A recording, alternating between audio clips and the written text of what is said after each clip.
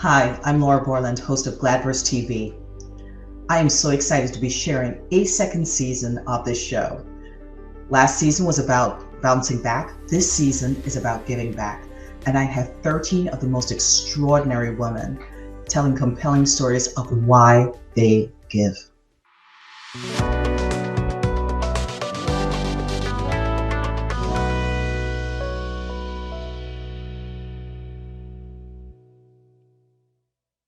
Welcome to Gladverse TV, where the silver lining is always our North Star. In this new season, we're focusing on giving back.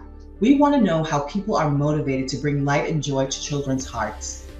Zane Carruth is an award-winning international children's book author, a certified business etiquette and protocol professional, as well as a vice president of the Carruth Foundation. Zane serves on the SPCA Board of Directors and the Capital Campaign Committee, named an ABC 13 Woman of Distinction for 2020, Top Inspiring Woman Impact Maker for 2020, and honoree of the Houston Business Journal's Woman Who Mean Business Award, St. Jude's Woman of Philanthropy for Houston, Texas in 2021. She's also honored to serve as First Lady of the Houston Livestock Show and Rodeo for the 2021 to 2023 season. She has raised more than $3 million for the new campus, and last year, as a co-chair of the 2020 Halloween Ball, helped raise $1 million. Her books have won awards such as the Story Monsters Seal of Approval, the Story Book of Approval, and the Purple Dragonfly Book Award. Her fourth book in her trademark series, The World's First Tooth Fairy Ever, titled Abella Goes to the Rodeo, is the winner of the 2022 Parent and Teacher Choice Award from HowToLearn.com, and has also won the Purple Dragonfly Award. Abella is also the first Tooth Fairy influencer. What a lovely story, Zane. Well, anyway, I'm happy to be here. You are doing amazing stuff. So I want to know from you, where did the whole genesis of creating a children's book? You have such a storied life, which we'll get into later, but where did that spark? As a child, I always imagined, and I would play with it, like there was a tooth fairy there. So that was always part of my life. And then one day I just picked up a notebook and started writing about a little fairy, just a little spoiled, pampered fairy. And she dropped her purse, the pearl fell off, and then the light bulb went on. I thought, tooth fairy, that pearl is going to get a tooth. So it just happened. Those stories write themselves. It just Of course. happened. Yeah. Of course. I had an interview recently with what one young lady calls the divine download.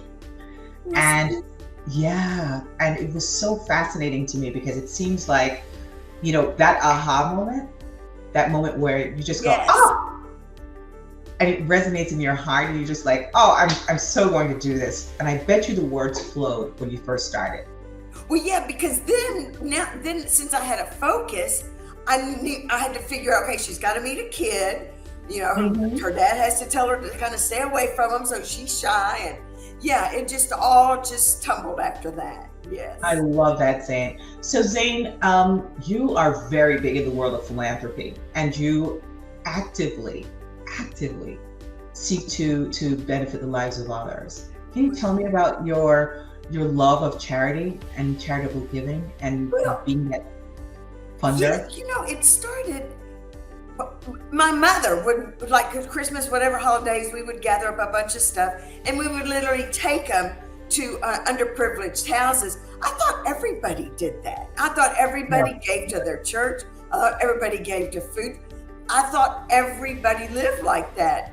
But now I'm finding out not everybody does, but luckily Brady does. So his causes, he likes green space. I like things with a heart. So we're a good mix for what we donate to, our time, our talents, our money. And but the rodeo has been huge because they are, all of the money that they collect, they give in scholarships to kids. Oh, that's fantastic. Oh, millions of dollars to scholarships. A lot of these kids are the first generation to go to college. Some are first generation to even speak English. And wow. So it makes a difference, a huge difference in their lives.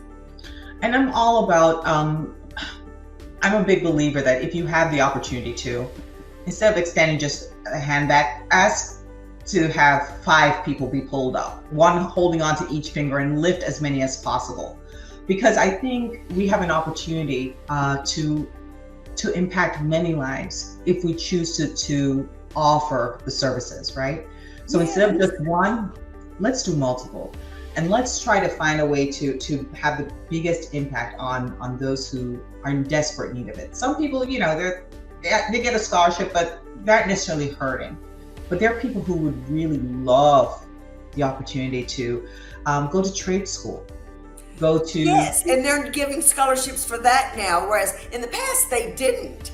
Right. So, which, that's invaluable. That's what we need, are the tradesmen, my goodness.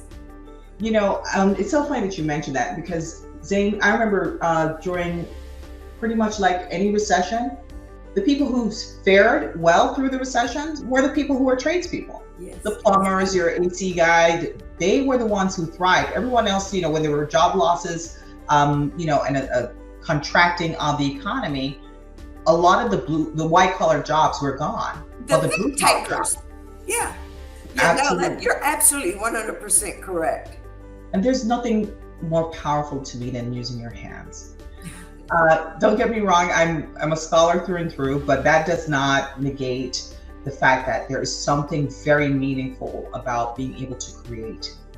Yes, and help somebody by fixing something. Absolutely. Yeah, it can be a lifesaver, in a certain situation. You're an elderly person, or I just think about my mom. Yes, she's 93. So service people that come in and help her with this, that, fix the TV, the plumbing. Yeah. Yes. I love Mom already. She's like hanging on in there. She's like, look, I have a lot of living to do. I am just enjoying my bonus years, right? Because what's the Bible say? 73 score plus 10. It's right, and she has exceeded that. Yes. Yeah, my mother's healthy as a horse. She's had COVID last year. She's been exposed to it 2 or 3 times already this year. I said, Mom, you're strong as a horse. Don't worry about it. Wow. You're good. I love Mom. I love her fighting spirit. Knock on wood. I'm just knocking. I haven't gotten COVID. Yeah. Yeah. Let's you not. Had COVID? No. I'm knocking this wood right now.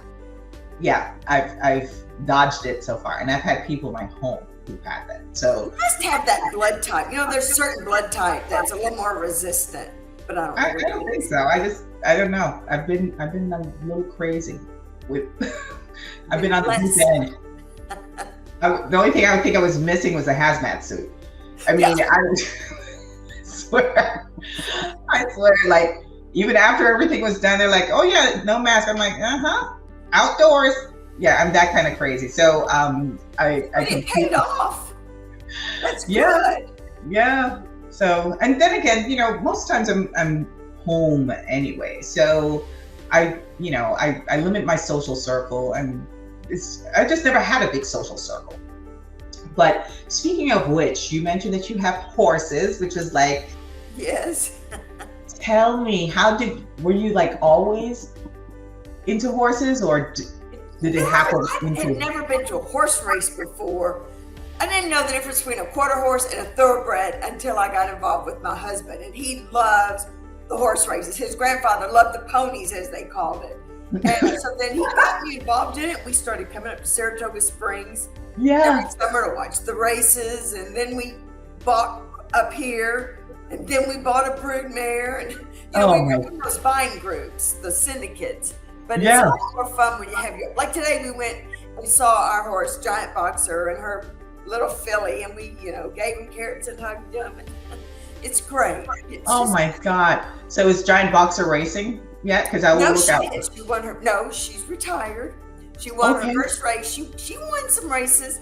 She didn't win in a big track like Saratoga is big. I mean, as far as big, good horses come here. But she won at Aqueduct, which is very respectable. Of course. But anyway, yes, she's got 3 babies, one by War Dancer, whose dad was War Front, who was a Triple Crown winner, Wow. And one from Big Brown, who won the Derby and the Right. Preakness, and then Midshipman, who won the Junior Breeders' Cup, and so did his dad. But anyway, that means nothing if you don't know those No, names. I know exactly what you're talking about, and I'm a little geeked out here because I'm just like, oh my God, this is like amazing. And maybe she has like photographs of like her, the winner's circle, because you have to look like. Yeah. Well, you know what you can do is that you told me how much your fiance loved horses. You can buy a race in their name. Oh yeah, I know that.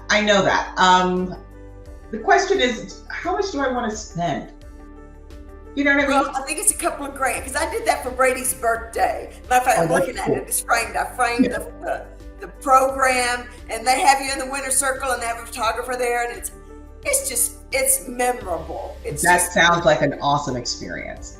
That really sounds like something that was like bucket list check. Yes, yeah, because it's just something you don't think about doing, but I'm because I go to the races a lot, and I know the races are all named different things, and right, they've got rules. But I was happy to do that. I had a party for him, and then we all went to the track and had our picture made.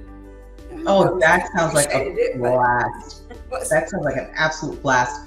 I wanted to pivot back a little bit because, being in the horse racing space, there are tremendous disparities in terms of, how sometimes the groom hands are paid, right? In terms of like just not being able to, earn like a pretty decent income, but they are passionate about horses.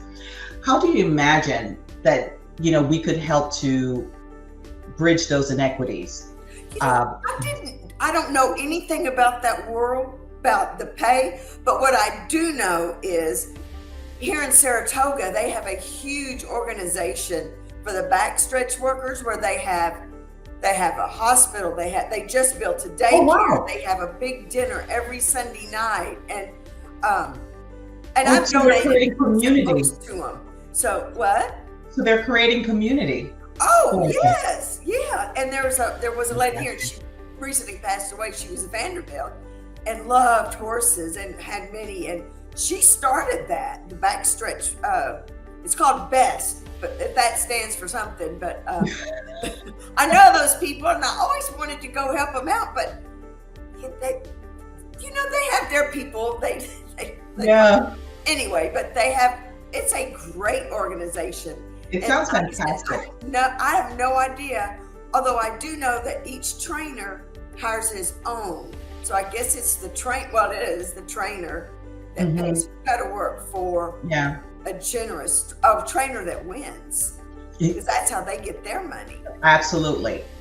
And so it's a cascading challenge. You see what I'm saying? Because a non-winning trainer isn't earning as much, therefore. Well, and then it snowballs, because then they don't feed the horses properly. So they don't get as much nutrition. So it even helps them less to win. Yeah. And when they were going to put my giant box, it wasn't mine then, it was one that we owned in a claiming race. I said, no, you're not. You're not going to put her in, we'll just buy her. So we bought her, and when she came off that trailer, you could count her ribs. Oh, it made me sick to my stomach. But I was so glad that we had bought her. She was so happy to bounce around and eat all that food, and now she's healthy and thriving. When I get there and I go up to the fence with my bag of carrots, she comes running, and I love it. It's like a rescued animal. They know you've saved them. So and you did mention that you work with the ASPCA. No, SPCA, not SPCA. Sorry. Big difference. But yes, Houston SPCA, yes. Yeah, that's the real deal. It really is the real deal. Yeah. Yeah. So, so what has been probably the most memorable experience you've had with the SPCA?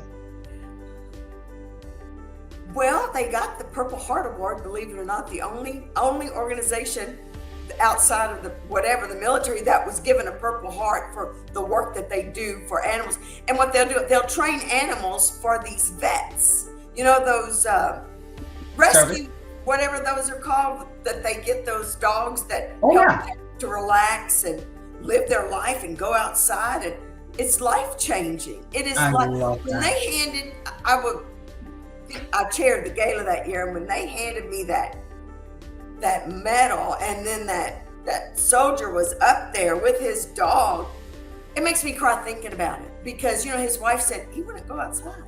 He wouldn't. I mean, now he lives a fairly normal life, and the SPCA trains those dogs. They train a lot of dogs. They go sniffing for marijuana at the that the police come and get, and besides the animal cruelty and the rescue, and and I'm really impressed that you mentioned about I've forgotten how powerful the roles of animals play in helping military veterans get over PTSD or move through PTSD, especially with the social isolation piece, where they're not going past the front door, they're going through all kinds of recurring trauma. Yes. And how powerful an animal. Well, yeah, because the man actually walked to the mailbox for the first time in I don't know how many years, because he had this dog. I mean, doesn't that just make you want to cry? And this wasn't an elderly fellow. This was, he probably was a childbearing. Well, men can't, but anyway, you know what I mean. He was. No, I know exactly what you mean. He could have a young family. So, I 100% believe in the SPCA. Yeah, and I just think more research probably needs to be done on the positive effects of animals. I still think there is like a disconnect in terms of either like an acute animal lover or you're not, right? Well, yeah, because horses have the same effect on people. They do. They send them to places to nurture and help people get out of, those traumatic mental situations. And well, I'll share with you, with my Kiwanis Club, we used to do something called an initiative that was countywide here in Florida called Horses and Handicap. And what it is, it's, they would take children who are adults too, who might be quadriplegic or paraplegic, and they would put them on horseback, and they would just be like lit up. And a big part of that is that for the first time, they are above, like their entire lives, they're looking up to people, right? But on the horse. Wow. We have a chat. Yeah. And it was just like, when you see the delight on those children's faces, it is just something that is so memorable. What it does for their confidence, and it gives them hope, and they're excited about the next time to go, and then maybe they start drawing pictures, or maybe they start writing about horses. It's a whole new world. It's a whole different thing. Zane, I could speak to you all day.